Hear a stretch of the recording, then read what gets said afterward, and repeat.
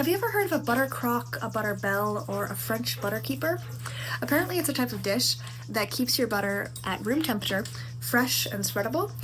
I'm intrigued, and I have a pottery wheel, so we're gonna make one. I really hate sanded clay, but it's red, so we're using this clay called Caramel Jamaica, and I'm measuring out a really arbitrary amount of clay because I've never made one of these before, and I honestly don't know how much it's gonna take. I put the larger of the two balls of clay, which I want to say was about 1 pound, onto the pottery wheel first to throw a short and stout cylinder.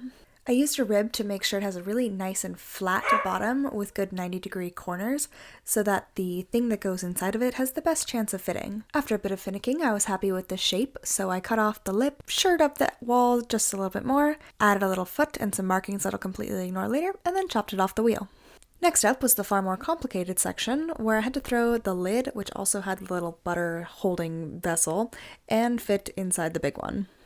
I measured like 500 million times from so many different spots in the cylinder and this little lid to give it its best fighting chance of actually fitting all the way down. And after drying for a couple of days, it absolutely did not fit. Irritating. And then I went a little bit overboard throwing backups. Don't ask me why, but when I was thinking about what I wanted to decorate this with, the only thing in my brain was duck pond. Because, ducks are classically the thing that's most associated with milk and butter. I added a little squiggly line to serve as the waves, and then made a duck and chopped it in half, so that you could see her tiny little feet paddling beneath the waterline.